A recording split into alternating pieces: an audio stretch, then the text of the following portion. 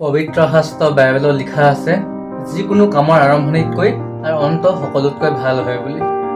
আমি দেখিবলৈ পাওঁ পবিত্ৰ শাস্ত্ৰ বাইবেলত যে চেমছঙৰ আৰম্ভণি বহুত ভাল আছিল, কিন্তু তাৰ অন্ত বহুত বেয়া হ'ল। ঠিক সেইদৰে ৰজা চাউলৰো আৰম্ভণি বহুত ভাল আছিল, কিন্তু তাৰ অন্ত কি হ'ল আপোনালোকে দেখিলে বহুত বেয়া হ'ল।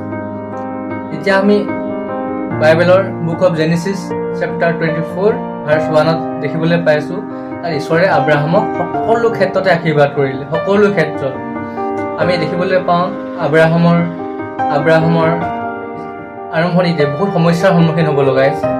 আব্ৰাহামৰ সন্তানহীনতা আছিল, লগতে ভূমি নাছিল থাকিবলৈ, আৰু ইখন দেশৰ পৰা ইখন দেশলৈ যাব লগা হৈছিল, অত্যাচাৰ কৰিছিলে আব্ৰাহামক। গতিকে আমি দেখিবলৈ পাওঁ, কিন্তু শেষত কি হ'ল, ঈশ্বৰে সকলো ক্ষেত্ৰতে আশীৰ্বাদ কৰিলে আব্ৰাহামক, আৰু আব্ৰাহাম সম্পত্তিৰ গৰাকী হৈ পৰিলে, সন্তান লাভ কৰিলে, পত্নী লাভ কৰিলে, আৰু গোটেই ভূমিৰ অধিকাৰী হ'ল, লগতে বংশধৰৰ মূল মানুহজন আব্ৰাহাম হ'ল।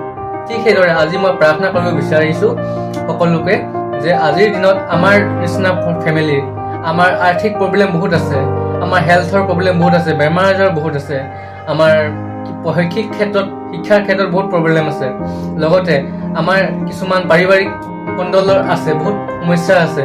সেই সমস্যাবিলাকৰ পৰা মই প্ৰাৰ্থনা কৰিব বিচাৰিছোঁ, যিদৰে নেকি ঈশ্বৰে আব্ৰাহামক আশীষ কৰিলে, আশীৰ্বাদ কৰিলে, ঠিক সেইদৰে আমাৰ নিচিনা পৰিবাৰকো ঈশ্বৰে আশীষ কৰক, আশীৰ্বাদ কৰক। যিদৰে আব্ৰাহাম আদি পুস্তক 24 ভাৰ্চ 1ত লিখা আছে, ঈশ্বৰে সকলো ক্ষেত্ৰতে আব্ৰাহামক আশীৰ্বাদ কৰিলে। তাৰপিছত আব্ৰাহামৰ অৱস্থা কি হ'ল, ভাল জীৱনটো পৰিৱৰ্তন হ'ল, ভাললৈ পৰিৱৰ্তন হ'ল।